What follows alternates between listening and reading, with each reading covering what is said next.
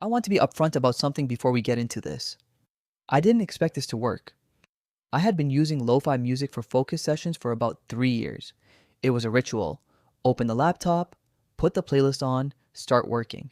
And when a colleague mentioned they had switched to background noise, ambient sounds, no music, I was skeptical enough that I decided to actually test it properly for 30 days. This is what I found. Week 1 was genuinely uncomfortable. The first thing I noticed was that background noise, a coffee shop recording, in this case, felt insufficient, too subtle. My brain kept waiting for something to happen in the audio, a melody, a beat, some kind of structure it could latch onto. I caught myself reaching for the music playlist probably 4 or 5 times in the first 2 days. Old habit. The background noise felt like an in-between state, not silence, but not the familiar ritual either. By the middle of the week, I was curious about something.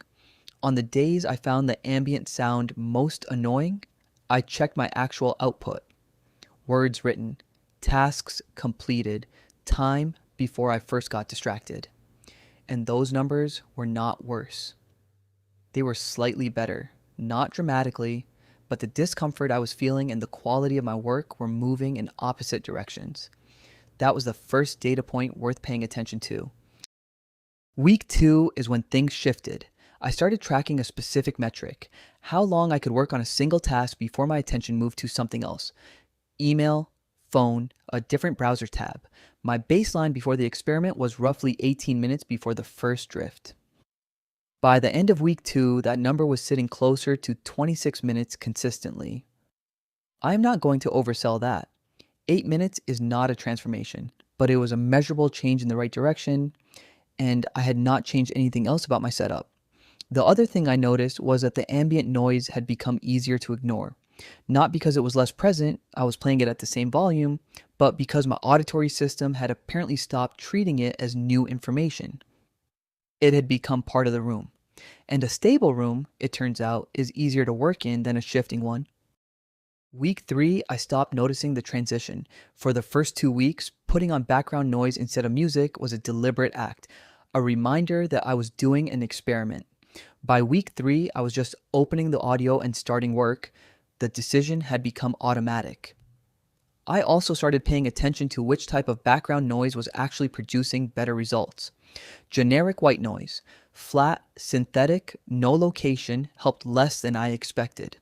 What worked better was consistent, location-specific audio. A coffee shop, an office floor, somewhere that felt like a real place, not a sound design exercise. My best guess is that the spatial depth, the sense that the audio is coming from an actual environment, does something that pure white noise does not. It feels inhabited, and inhabited spaces are where work gets done. By week 4, I started running numbers properly. Writing output, up about 30% on my strongest focus days compared to my pre-experiment baseline. That was the metric that surprised me most. I write as part of my work, and I had assumed music was helping that process. The data suggested otherwise. Deep work sessions, uninterrupted blocks of an hour or more, went from roughly 2 per week to 4. Again, not a dramatic overnight shift.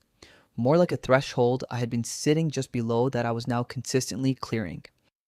The honest summary of 30 days is this. I did not find a miracle. I found a marginal but consistent improvement that compounded over a month into something noticeable. And when I went back to music for a week after the experiment ended, I went back to the background noise within 3 days. That told me something. If you want to try this yourself, one thing worth knowing, not all background noise is equal. The sessions that worked best for me were location specific and consistent. A real acoustic environment with spatial depth, not synthetic noise or looping audio with audible seams. The type of space also matters depending on what kind of work you are doing. Social energy for creative blocks, professional rhythm for analytical work, near silence for reading and writing. There are 2 sessions linked in the description that I used most during the experiment.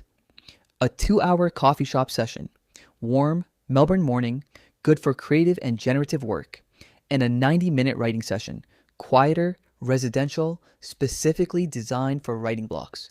Try one during your next focus block. Run it for a week before you decide. The sound underneath everything. Put it to work.